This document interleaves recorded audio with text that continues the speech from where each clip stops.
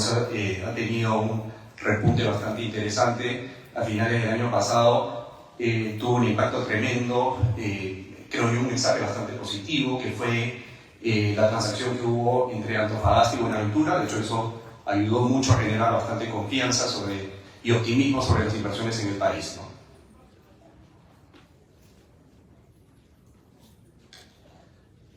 Esto es un poco lo que les comentaba. Si bien tuvimos una época de precios relativamente bajos, sobre todo en cobre, y en oro también, esto pudo ser balanceado con todo un programa de inversiones. Solamente en 5 años Perú recibió alrededor de 35.000 millones de dólares en inversiones, y eso ayudó muchísimo a poder sostener los pilares macroeconómicos del país. Entonces, lo que nosotros estamos esperando es que nuevamente regresemos a esa tendencia en inversiones. Lo último que ha ocurrido en el país ha sido la inversión de Quellaveco. Necesitamos muchos más Quellavecos en el país, ¿no? Para no perder esa tendencia. ¿Y qué es lo que sucede cuando invertimos? Luego tenemos un efecto inmediato, que es el incremento en la producción. En los últimos 20 años hemos duplicado la producción de cobre del país, gracias a todo este programa de inversiones, donde pudieron saltar proyectos como Toro Mocho, Cerro Verde, Constancia, Las Bambas, las distintas ampliaciones que se hicieron. Entonces, y esta recaudación, esta generación de nueva producción se transfiere también a un bienestar a nivel país a través de una mayor recaudación. Esto es el ecosistema de la minería y la economía peruana. Y eso también se refleja en algunos otros países, pero en Perú ha sido bastante esquemático. Cuando nosotros tenemos épocas de buenos precios, y en general el mundo tiene épocas de buenos precios, los metales están al alza, lo que va ocurriendo es que naturalmente es un proceso de acumulación de caja de las grandes compañías mineras. Esta acumulación de caja empieza como un efecto cascada. Primero, las grandes compañías mineras lo que hacen es empezar a reducir la deuda que utilizaron para empezar a generar proyectos. Luego, dan retornos a sus inversionistas, a aquellos que apostaron por las compañías. Entonces, esa caja luego finalmente es traducida en inversiones adicionales. Las compañías no pueden decrecer, las compañías tienen que sostener producción y eventualmente también crecer. Y la única forma de crecer o sostenerse es a través de inversiones. Entonces, devolví el dinero a los financiadores, devolví el dinero a quienes apostaron a través del accionariado, y ahora lo que queda es un programa de inversiones. Entonces, estos años, entre el 2004 y el 2010, fueron años de acumulación de caja, y esa caja posteriormente fue invertida. Y acá en el país resultó, en este periodo de inversión, más o menos 35.000 millones de dólares, y luego eso resultó en incremento de producción. Y ese incremento de producción es un beneficio al país, a través de la recaudación, a través de toda la generación de sistemas o microsistemas económicos en distintas regiones. Y eso también es complementado con algo bastante importante. Es la contribución a la reducción de la pobreza en el país. Entonces, la minería no solamente contribuye a la creación de bienestar en zonas bastante focalizadas, sino en general, la contribución de la minería a la reducción de pobreza en el país es impresionante. Y acá algunas cifras, ¿no? Aproximadamente 6 años se invirtieron 41.000 millones de dólares, pero si nos vamos un poquito hacia atrás, ¿no? Probablemente ese número va a crecer a 50.000 millones de dólares. Y curiosamente es lo que hoy tenemos en el portafolio de inversiones, ¿no? Entonces, cuando hablamos de que se vienen y potencialmente pueden venir 50.000 millones de dólares de inversiones, tenemos que pensar que ese impacto va a ser directo en nuestro país. Si hemos tenido la capacidad de reducir 40 puntos de pobreza, y con esta inversión minera que ya ocurrió, ¿qué podría pasar con nuestro país si es que se hacen estos despliegues adicionales y se invita a la inversión y se despliegan 50.000 millones de dólares adicionales? Entonces, es bastante importante que tenemos ciertos pilares dentro de nuestra economía que pueden permitir que esos 50.000 millones de dólares puedan fluir nuevamente. En los últimos 20 años tenemos grandes hitos a nivel país.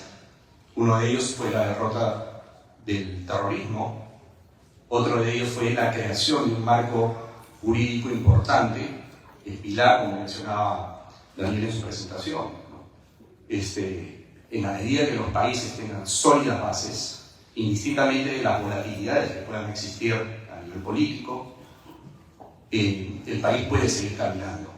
Evidentemente, un buen manejo macroeconómico que hemos tenido a lo largo de los últimos 20 años, liderado también por Julio Velarde en el BCR, ha contribuido muchísimo a que este transatlántico que tenemos como país no cambie de rumbo. Y finalmente hemos tenido una época de buenos precios que fue muy bien aprovechada y que nos llevó a duplicar la producción del país. Pero ¿qué está sucediendo en materia de confianza de los inversionistas? Este es un gráfico de los últimos 12 meses, nuevamente bastante volátil, pero estamos en una zona de ligero optimismo. Y eso es lo que justamente hay que reforzar, y hay que reforzar como país.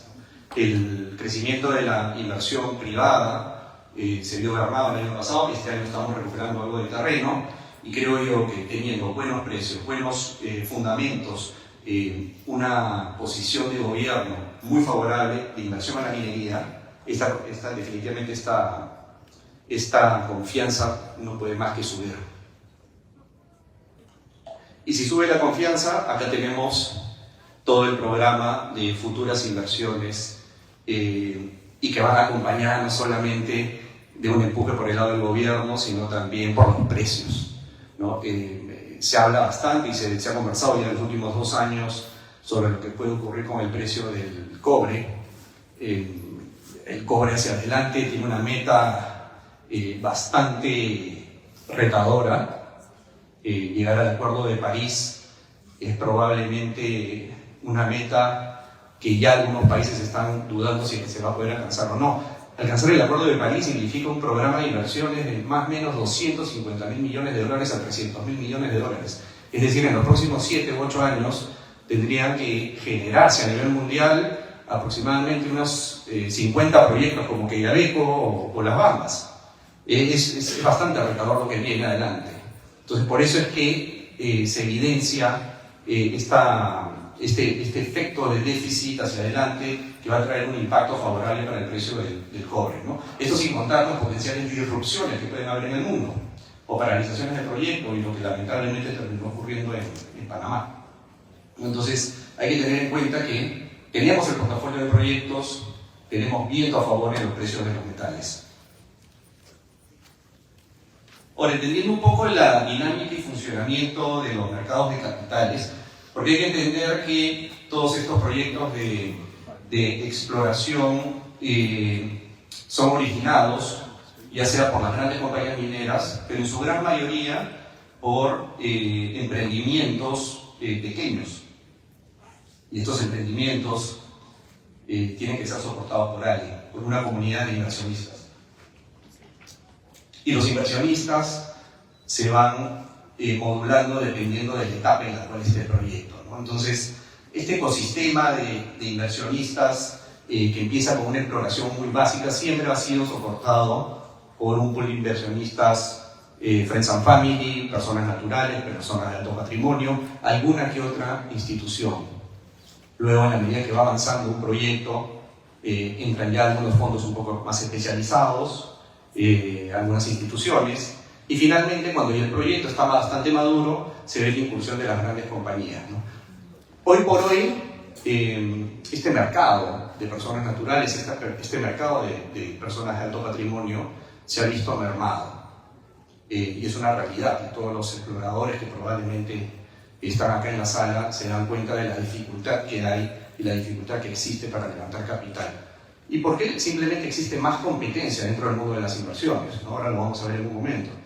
Entonces hay que volverse mucho más competitivo, mucho más atractivo. El gobierno pone de su parte y tiene que poner de su parte para que justamente balancear esta situación, donde los exploradores tienen bastantes retos para poder levantar capital, pero eso puede ser balanceado políticas de impulso a la exploración. ¿Qué pasa cuando los ciclos se completan? Estos son algunos ejemplos y que han ocurrido en el Perú, ¿no? Por ejemplo, nosotros hoy en día vemos proyectos como Toromocho. Toromocho fue una empresa de exploración. Una empresa de exploración que completó todo ese ciclo. Una empresa de exploración que tuvo una primera etapa de Friends and Family, de personas naturales, una primera etapa de personas de alto patrimonio. Y que logró el objetivo de desarrollar el proyecto y llevarlo a una etapa en la cual lo volvió atractivo para una gran empresa. En este caso, Chinalco. El caso de La Arena, proyecto de oro bastante exitoso, que también fue gestado por una compañía de exploración, Rivalto. El caso de Mina Justa, nace con Charter Resources, una compañía de exploración que levanta capital a través de los mercados. Levanta capital a través de fondos especializados, levanta capital para poder llevar el proyecto a la siguiente etapa y donde finalmente es comprado por un grupo chino y el grupo chino vende el proyecto al grupo Minso. Hoy tenemos un proyecto ya, hecho una realidad. El caso de Constancia, que nace en una compañía de exploración, Northmont también, mismo circuito. El caso de AQM Copper, que desarrolló en su primera etapa el proyecto Zafranal y que hoy el proyecto Zafranal está a punto de convertirse en una realidad. Entonces, el mensaje acá es que nosotros tenemos un ecosistema que, si bien hoy enfrenta mucha competencia, esta competencia tiene que ser contrarrestada con mejores medidas e impulso por el lado del gobierno. Ahora, ¿cuál es esta competencia? Acá lo he tratado de graficar. Principalmente, si vemos la historia reciente, el sector de exploración tuvo una muy buen comportamiento. Los inversionistas encontraron retornos bastante interesantes. Abajo en la zona celeste podemos ver los retornos que se obtuvieron, ¿no? Alrededor del 17%, 18%, para cobre, oro. Luego hemos tenido una etapa de 2013 al 2017 donde la distracción para los inversionistas han sido las criptomonedas, han sido el sector tecnológico americano, y tenemos una última etapa, del 2022 al 2024, donde el sector tecnológico sigue fuertísimo, ¿no? Esta es la media de 2 años. Por ejemplo, una de las compañías más resaltantes del sector tecnológico, Nvidia, pero solamente el año pasado Nvidia tuvo un retorno de más de 200%, ¿no? 200% son los retornos que hace muchos años buscaban los inversionistas en las empresas de exploración. Entonces, es una competencia bastante ardua que hay. Ahora, si bien hay una competencia, también hay que entender que tenemos un futuro bastante cercano, potenciales reducciones de tasa, puede hacer que parte de esos inversionistas decidan diversificar un poco y regresar al sector de recursos naturales. Entonces hay una muy buena oportunidad, ¿no? Y finalmente, para concluir, tenemos un mercado potencialmente favorable para el flujo de inversiones, y Perú está, creo yo, atacando aquellos puntos necesarios para los inversionistas. La permisología, muy importante dentro de nuestro país, la reducción de la burocracia. Finalmente, lo que buscan los inversionistas cuando analizan una oportunidad es dónde puedo encontrar el retorno de manera más rápida, ¿no? Si nosotros logramos reducir esos tiempos de permisos, esos tiempos para poder sacar adelante un proyecto, vamos a volver mucho más atractivos al mercado. Y finalmente, lo que hemos conversado a lo largo y lo que todo el mundo ya sabe es el extraordinario potencial geológico que tenemos como país.